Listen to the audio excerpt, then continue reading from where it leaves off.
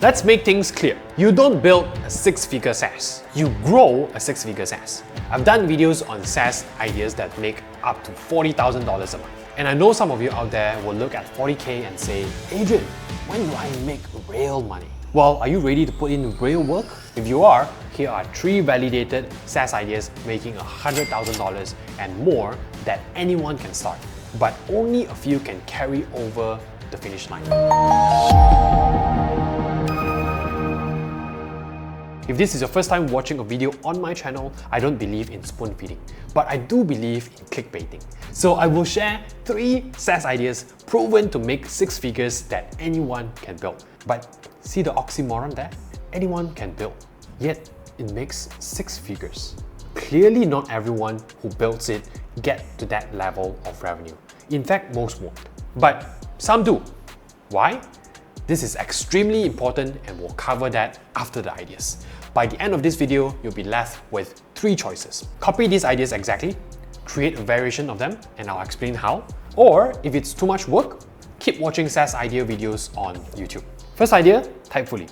$113,000 MRR in 4 years. If I had to sum up Typefully, I would call it a social media writing and scheduling tool with an emphasis on X. If you visited their site today, this is what you'll be greeted with. They won't even let you try out the tool unless you sign in with your X account. Compared to the standard SaaS practice of luring user in with free trials, this is a big balls move. And the founders, Fabrizio and Francesco, are Italians.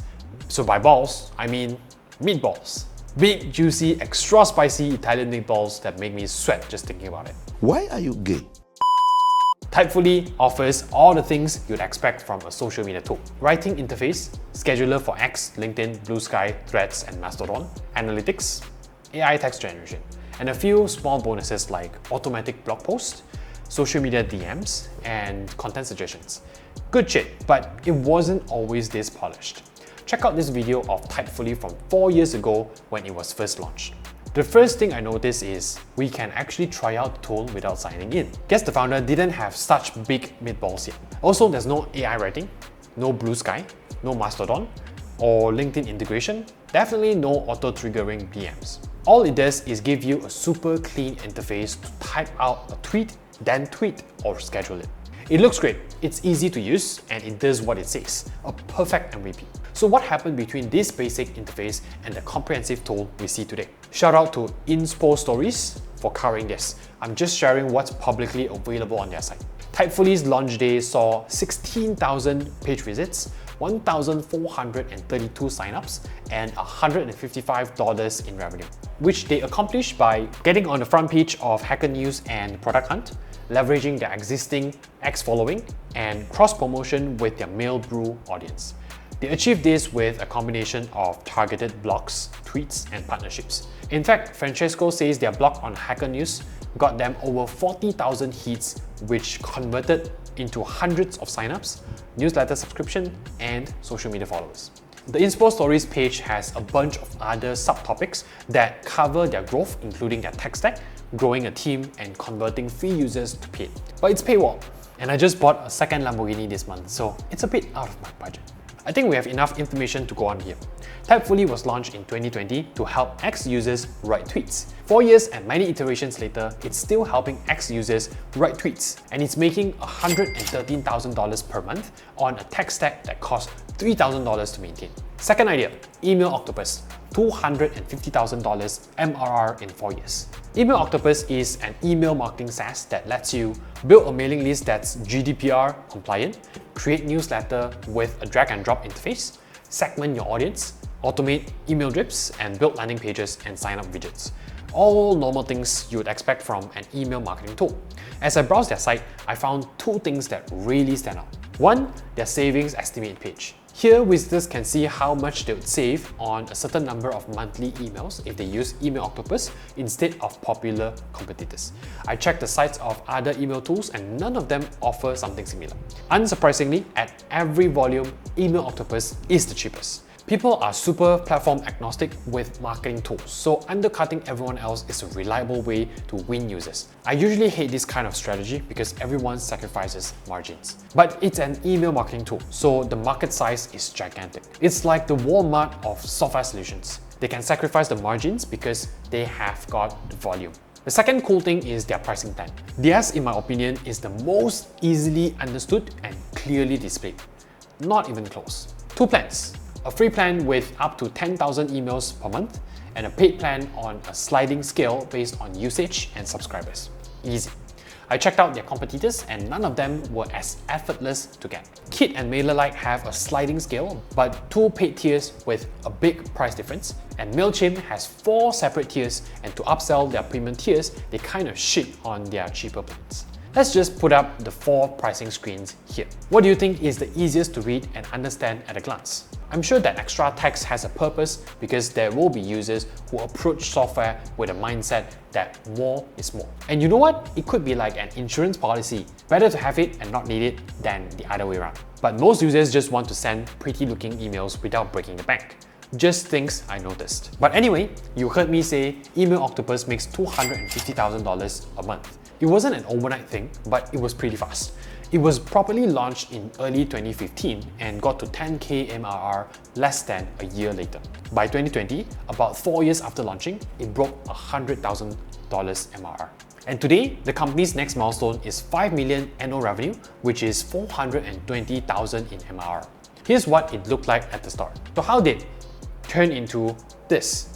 The cool thing about Email Octopus is that one of the co-founders, Thomas Evans, is extremely open about how the company is doing and how it got there. His Reddit handle is 02thoeva. I might have butchered that, but if you go through his comments and post history, you'll learn a ton of stuff for free that people normally charge for. So kudos to Tom. They're currently paying 10 times my annual income for cloud services.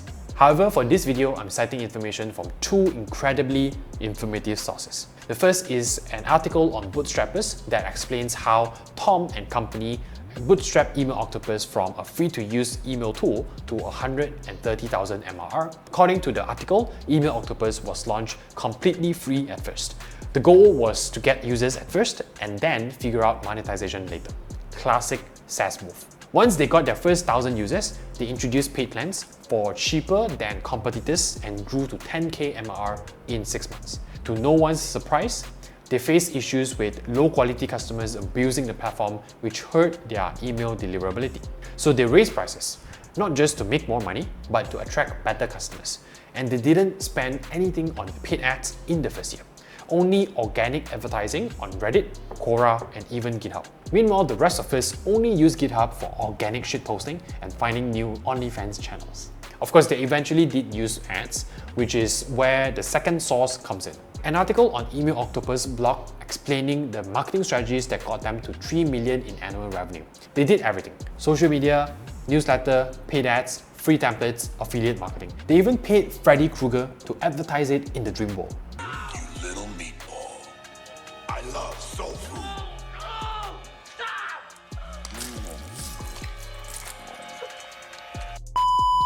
Are you seeing the pattern yet? No? Well, third time's the charm. Third idea, Uplead. $400,000 MRR in 4 years.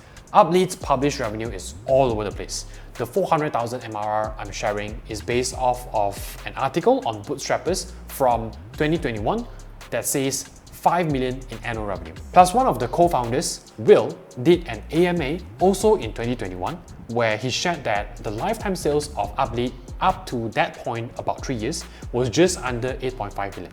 If you Google it, the top result says $15 million as of September 2024. I couldn't find any other up-to-date sources to cross-check, but if it was doing 5 million in 2021, it's not crazy to think that it could be doing 15 million now, which means a monthly revenue of $1.25 million.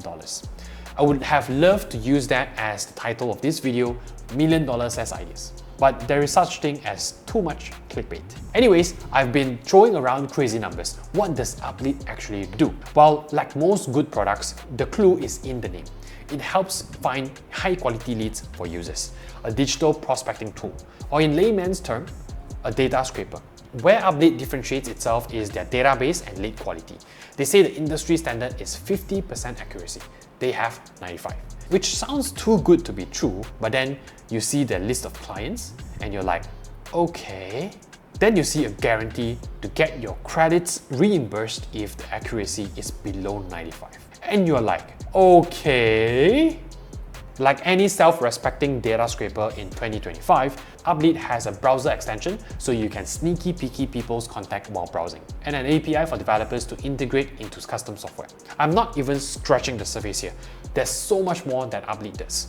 But at the end of the day, it's a data scraper. In one of my other videos on micro SaaS ideas, I shared a data scraper called Scrubio. It was making $500 a month scraping data from Google Ads. Scrubio and Uplead are night and day different, but they are both data scrapers. Once upon a time, Uplead didn't have a market share it has today. In fact, there are tons of data scrapers all at various points on the revenue spectrum.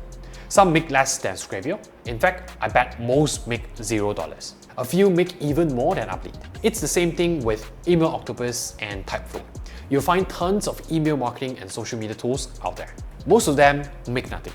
A small group makes a bit of money.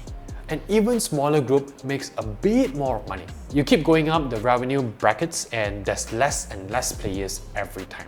Then you reach a tippy top and you have a select few like Email Octopus and Typefully earning 6 figures. You keep going and even fewer are at 7 figures MRR. Buffer published a shareholder report showing a monthly revenue of almost 1.7 million. Good for them, but they didn't get there overnight. They hustled. Everyone is hustling. That's a given. Some just aren't successful. The successful ones all do the same thing.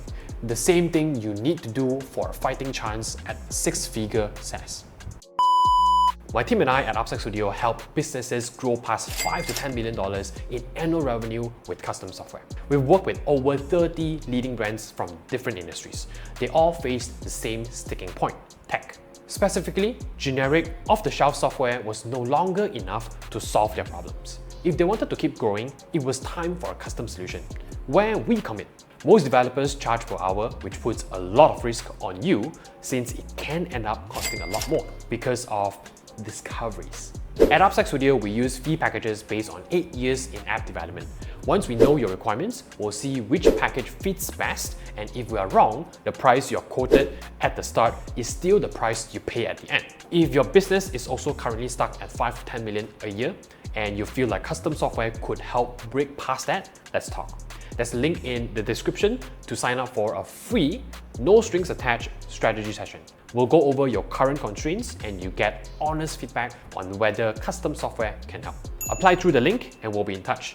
I'm only taking 3 of these calls per month and it's first come first served. So if you want to work with me, act now. Back to the video. What these $100,000 MRR SaaS have in common. Before we get into this, if you found this video useful, I would like to ask you to please subscribe to this channel if you haven't. From day one, my mission on YouTube was to spread 2 things: margarine and information on app development for non-techies. I'm all out of margarine, but I'm never going to run out of things to share with non-techies on how app development done right can grow and scale a business like nothing else. And when done right, how it can wreck everything. If that resonates with you, then subscribe and leave a like so I know I'm making a difference and I can continue to keep doing it. Number 1, huge total addressable market. If you want a SaaS with high potential for revenue, you need something that everyone will find useful. Typefully serve those who want to be efficient social media users or marketers. Email Octopus does email marketing, a staple for businesses of all sizes and industries. Uplead helps with lead generation, a universal lead in B2B space. If your product caters to a large market, you should expect lots of competition, which is fine. But then you need the second thing. Number 2, clear differentiation. I guess you can also call this your USP or core feature that sets your product apart. Typefully sells itself as a simple, clean interface with a heavy focus on X. Email Octopus offer competitive pricing and easy to understand plans. Uplead claims superior data accuracy, 95% versus the industry standard of 50% for leads. Despite entering competitive markets, they stood out by addressing specific pain points or offer unique features. Number 3, organic marketing and growth. Each relied on organic marketing strategies in the early stages. Thankfully use platforms like Hacker News, Product Hunt, and their existing following. Email Octopus used Reddit, Quora, and GitHub. Uplead had lots of direct engagement with users and strategic guarantees. This keeps costs low initially and allows you to save your money for product development. I like what Will from Uplead said in this Bootstrappers interview.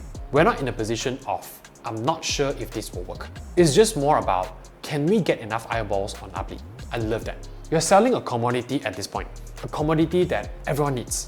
If your product is good and well priced, all you need to do is put it in front of a potential buyer. And the last thing these super successful SaaS have in common, number 4, time and patience. I swear it's a coincidence, but it just so happened that all 3 examples took 4 years to reach that level of revenue. 4 years of building trust, listening to user feedback, and improving their product. To me, you can take an idea with the whole world as your market, an amazing USP, plus all the social media platforms, but if you don't have patience, you will give up at that scrubio stage instead of growing it to become an Uplead. Unless you're the next OpenAI or something. So where does this leave you? It leaves you with 2 options. The first option, copy them exactly. If you have hundreds of thousands of dollars, you could build a direct clone and charge users 10% less. Why not? They did all the hard work of validating an idea for you. Beat Email Octopus at their own game. I'll call my SaaS Email Octopus. And instead of tentacles, it's going to be 8 Italian meatballs. But say you don't have hundreds of thousands of dollars. In fact, I know you're broke as hell. Be creative with your plagiarism. Second option, copy and put your own twist. I came across this amazing comment on Reddit on how to think when stealing SaaS ideas. So I stole it. Build any existing SaaS, but marketed at niche Y, tailored to industry Y, available in country Y, tailored to the legal cultural requirements of country Y, more user-friendly without features X and Z, with integration to other services, mass market instead of enterprise pricing, or with better customer support. Not all of those will apply to each SaaS, but one of them is bound to stick. And we've all heard about amazing software products that were born this way. Better Half is Tinder, but tailored to the culture of India, where instead of casual dates, the app is all about finding people to marry. Groove is Zendesk with less features, considered simpler and easier to use. Stripe is PayPal with better customer support and user experience, or at least they used to be. Find your giant and find how you can copy them slightly differently. If I've done my job right, you're fired up and ready to build a 6-figure SaaS. But inspiration is powerful and fleeting. Clarity and discipline are what will see you through to the end. So I think I'll recommend you to watch my video on how to build an app in 12 weeks. It can just as easily apply to a SaaS. It teaches you how to plan, how to execute, then review progress and make corrections as necessary. The goal is to poop out a half-decent product in 12 weeks so you can get user feedback as soon as possible.